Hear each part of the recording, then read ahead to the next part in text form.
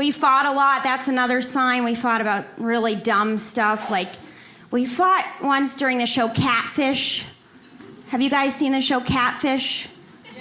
Yes? Okay. Well, apparently, I was talking during the important parts of Catfish. And if you've seen Catfish and you think there are important parts in Catfish, you are part of the problem.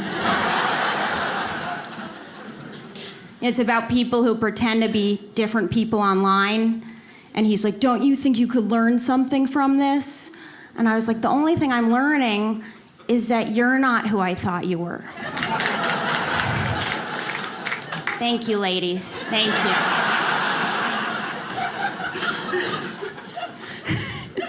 She's like, going through it right now, man. Going through it right now.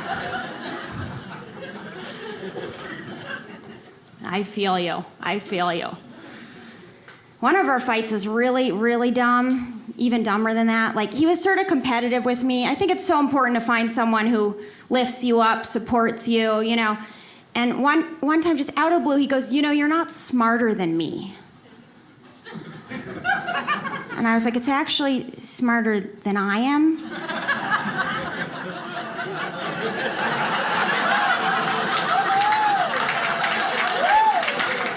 And then he said, well, between you and I finished college and you didn't.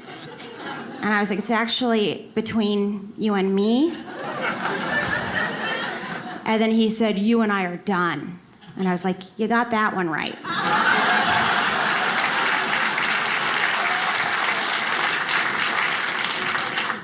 You guys were so smart, you saw that coming. You knew exactly what the grammar was. Some people don't know the correct grammar, but this is, you can tell you're in a college town, you know? Educated bunch in here.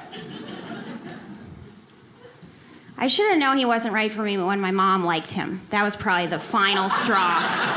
You know, she's just so desperate at this point, you know, like she's so sick of having conversations where we have nothing to talk about, like, you know, because I don't have a boyfriend or, as I said, anything except a toaster.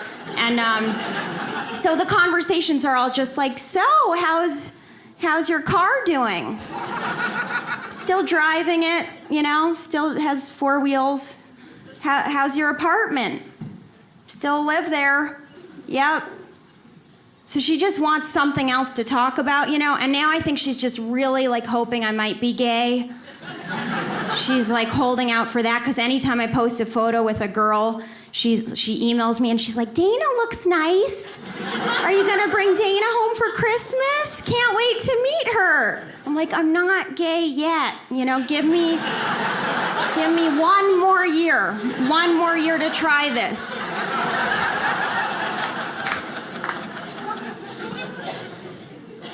Another guy I dated, I called her about. I was like, I'm seeing a new guy. He doesn't have a job right now. There is a slight chance he's a drug addict. Small possibility he's also homeless, because he's been staying with me for about 4 days. Doesn't look like he's making much progress and leaving anytime soon. And she just goes, but he likes you? I was like, Mom, what happened to know your worth, honey? She always said, know your worth. And she was like, that was when you were younger. You were worth a lot more back then.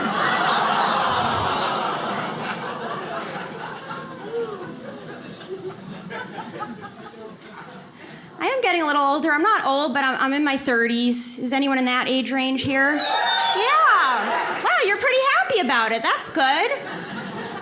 Good job. Usually they're like, yeah, here. It's funny because for some reason, the second you turn 30, you start saying you're old. You're like, that's it, I'm old now. I'm old. And then for 10 years, you just keep saying it. You're like, I'm old, I'm old, I'm old, I'm old. And then you turn 40 and you're like, now I'm old. I could have been young for an extra 10 years, but I wasted it saying I was old. Now I've lost 10 extra years where I could have been young. Then you turn 80, you're like, now I'm really old. I could have been just kind of old, now I'm really old. Then you die, And you're like, I could have been alive for 82 and a half years. Now I'm dead. I can't even have this brilliant thought. I'm such a fan of this place. I've had so many messy memories here. I fell in love here. It started like any classic love story. We were on mushrooms. And I don't think I'll ever do mushrooms here again.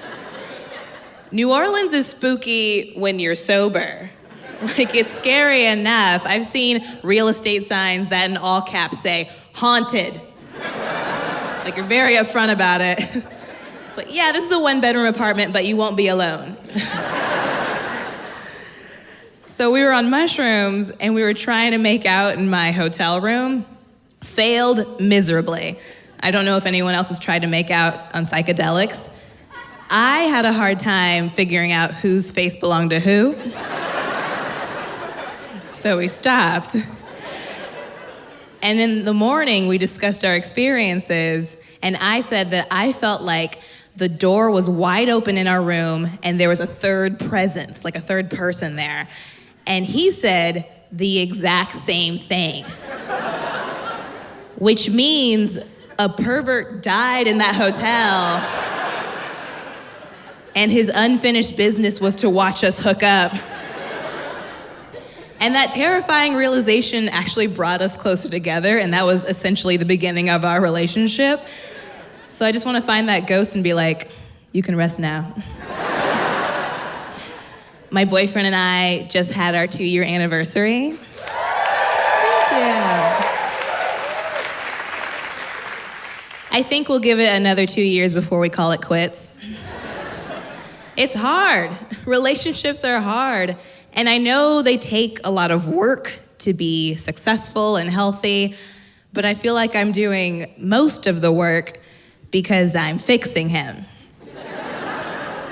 And I don't want to be one of these girlfriends that's like, I need to change my man. I need to fix him. Because I love him the way he is, but everything he does is wrong. And I need to change him. I like for people to take their shoes off when they enter my home. And he does that for the most part. But sometimes he forgets. And I have wood floors and a big rug in the living room. And we were about to leave the house, and he goes, babe, I have my shoes on, but don't worry, I'm standing on the rug. And I was like, what logic are we working with? When he saw the wood floors, did he see lava? And I explained to him, like, no, babe, I don't want people to bring their shoes into my home because I don't want them to track dirt in. That gives me more to clean up. And he looked at me like I was explaining new math. Just never occurred to him.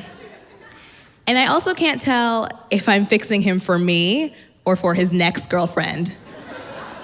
Because if we break up and he starts dating somebody else, he's gonna take his shoes off at the door. And she's gonna be like, he's so clean. He's so conscientious. No, bitch, that was me. I did that. If you feel like you're currently dating Mr. Perfect and he does everything right, you should thank all the exes who came before you for all the hard work they put in. Anything that you see a man do that's considerate, he's doing it because at one point in time, he made a mistake, and then some woman yelled at him. And if you're not laughing, it's because you're currently being yelled at. And you're welcome. I had one white guy like, how do I turn a big black woman like you on? I said, I am very turned on by Morton Steakhouse. I love that place. The ones I had large meat, I don't care how large yours is. You know what I'm saying? Just feed me first. That's all I'm saying. I'm way less judgmental when I'm full. Black guys in LA, they were hard to come by. Because they like everything. They're New York men are more like, I like this, I stick with that. In LA, they're like, I date everybody. The fucking buffet out there. So I'd meet one and be like, you know what? We go together. I wouldn't even ask. You're my boyfriend. I can't find none of y'all, okay? We go together. You know what? I attract the black guy. I always get the reacclimation black guy. Know what that is, sir? I feel like you know what I'm talking about. Know what that is? I get the black guy who has not had a black girlfriend in years. And then he meets me, he's like, oh, girl, I want to come back. I want to come back. Can you train me? You need to watch BET. I don't got time to train you on how to be a black man. But I knew that he and I weren't going to work. You know why? He had a lot of white requests. He was like, Jackie, let's get up at 5 a.m. and go for a run on the beach. Ah, the third one.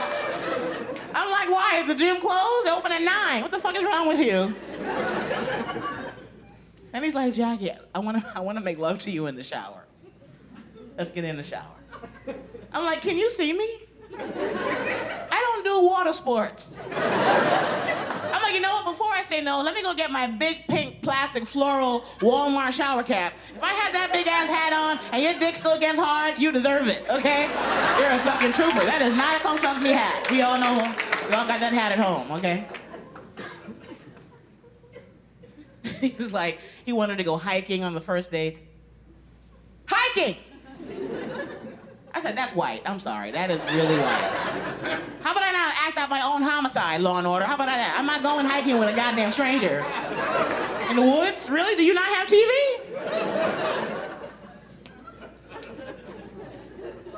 That's right. No dates in the middle of nowhere. Hell no. I used to have a propensity to attract young dudes. They like me because I have a very youthful, I'm happy. They like happy. But they're easy to get. It's like shooting fish in the barrel, getting a young guy. But you can lure them into your house with a game console. There's no challenge with a young guy. PS5, penis forever. That's all I'm saying. Is that what the P stands for? It should. It should. Oh, God. Old guys. Ooh, I do well at attracting an old dude, boy. You know why I attract old guy? Why? I get the Bluetooth, man.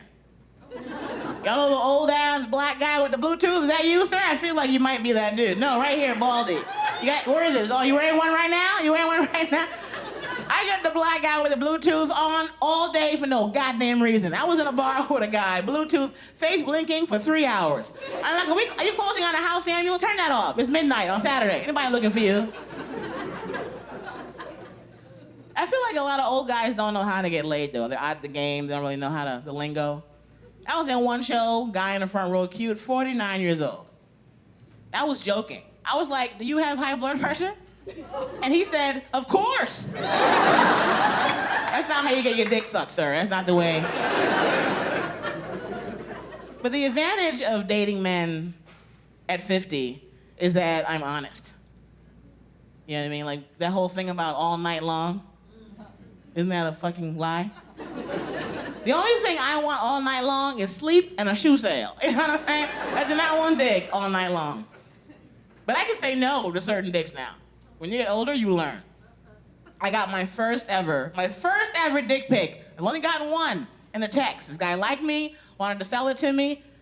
Text of his penis, 11 inches long. 11 inches! No. 11 inches. And my girlfriend said, you're a big girl. You can handle that. I said, bitch, I'm not hollow. What the fuck? There's shit inside. There's muscles and bones.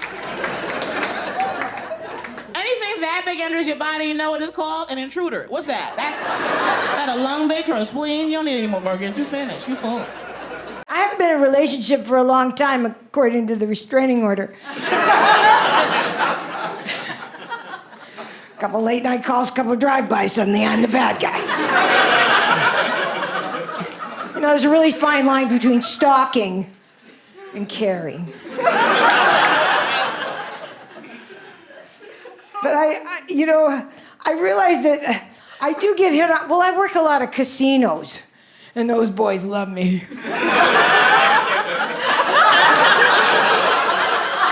Come here. I swear to God, I'm not lying. I'm working in Chinook Winds, which is on the Oregon coast, this casino.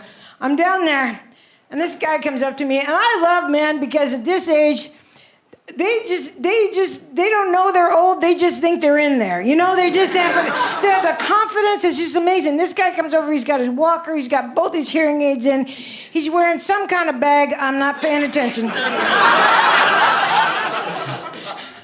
And then he's wearing most of his lunch down the front of him. And he comes over and he puts his arm around me and he goes, I'm going to take you to dinner. I go, okay. Where should we go? Well, can you drive at night? I'm your girl. It's crazy. I'm glad I'm down here, though. I'm glad I had to do this today because I'm getting out of something. I got out of a family vacation. Yeah. I don't have kids that I know of. I should probably tell you that. The 80s are a little hazy. And, I have nieces and nephews that are my heart. I love them very much. They're very sweet people. But let me tell you something. I'm the auntie that everybody remembers did the stupid things on the vacation. You know, that ended up in the hospital or ended up at the ER. You know, this guy, or I hurt one of the kids somehow without, you know. I'm always, and when, no matter how much you get together with your family, if you're that person, that's all they want to talk about. They all, remember that time? You know, yeah, I remember it. I wish you would just not. And so we went to Bend about 20 years ago, and that's where my family is this weekend. They're over in Bend, Oregon. And about 25 years ago, we went over there. The kids were little, and I wanted to be the fun aunt. So they said, we're going to go horseback riding.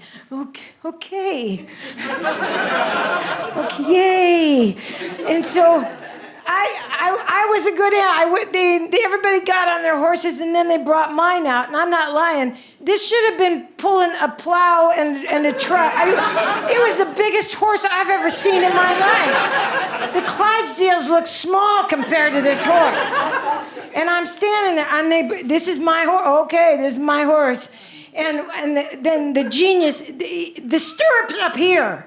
The stirrup is right here. And the guy goes, just put your foot up there. And you just bounce a couple times, and you throw your leg over. I'd get my leg up there, I wouldn't be riding a horse.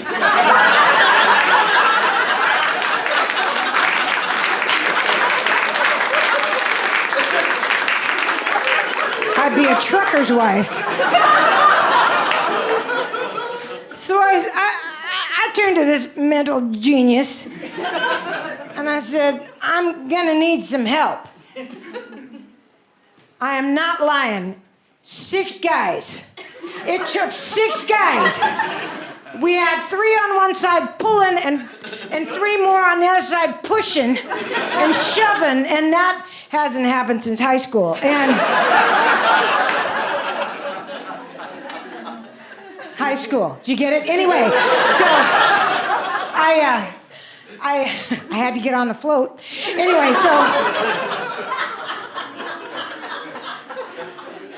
now they got me on this thing. And when I say this is a big horse, this horse has also been eating for about 9 years without moving. It was as wide as it was tall. And I'm not. Sure, I'm not. I got a 3-inch inseam. And so I got on this damn horse, and I go, what do I do with my legs? He goes, just wrap. I can't bend my knees. I look like Barbie Mountain Kid in 1958.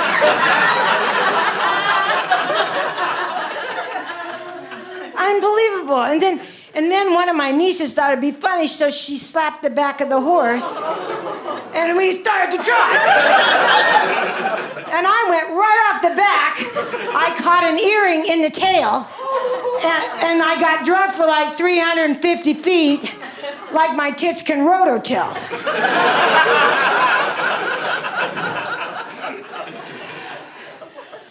Just, no, I don't want to go on the family vacation. Thank you very much. I love them, though. They keep me young. They try to keep me young.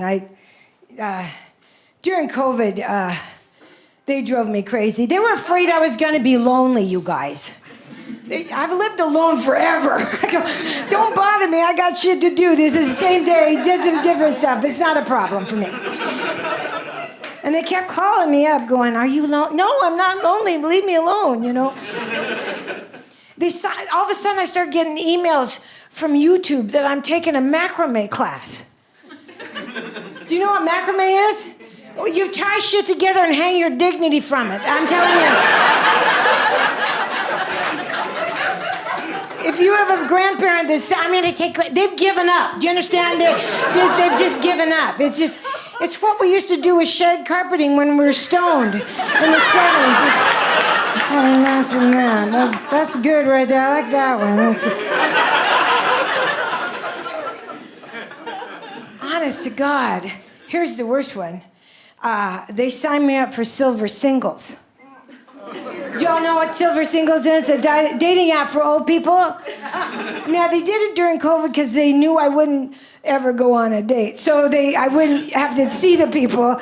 So they thought, I said, first of all, I was so mad. I started getting emails from desperate old gentlemen. And I was reading them and I felt bad because I didn't know if the guy liked me or he just had a trimmer and swiped right. You know what I'm saying? Yeah, that deserves so much more than you gave me on that one. I'm just going to tell you that one. So, yeah, now it's a pretty clap. That's a fine. Anyway, so now and I call my oldest niece.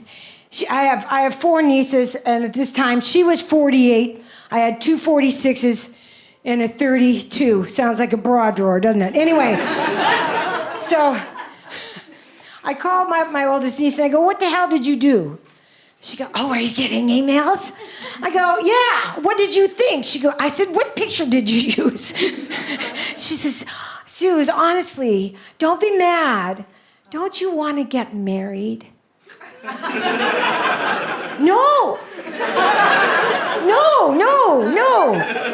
nobody gets married for the first time at 70. No. Not unless there's a verified pension and a diagnosis. You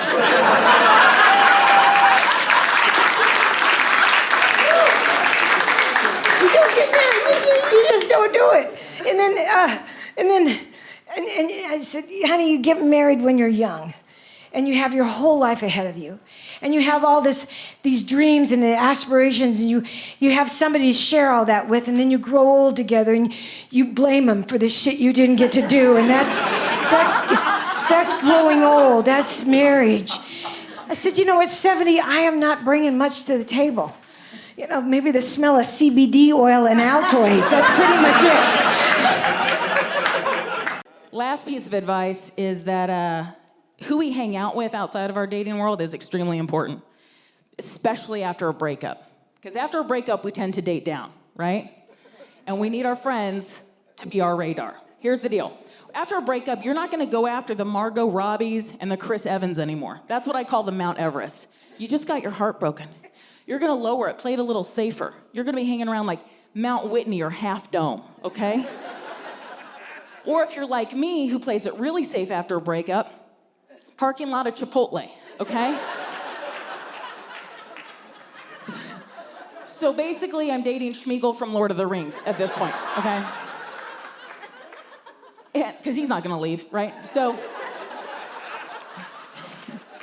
I had just gone through this huge breakup, and I called my girlfriends, and I was like, I know I'm still healing, but it's been 24 hours, and I met this one guy, and he's really weird, but he's kind of nice, and I think he's the one. And they were like, you need to bring him to the bar right now. And I was like, well, it's a little late at night. And they're like, bring him to the bar. And I was like, okay. So we walk into the bar. Here I am dragging in fucking Gollum, okay? Dragging in Gollum, and 60 seconds, guys, no more than 60 seconds. My girlfriends have come up, separated us, sent him home in a lift, grabbed me a Sauvignon Blanc, sat me down and said, girl, we need to work on this self-esteem because this shit ain't happening again, okay? Yes.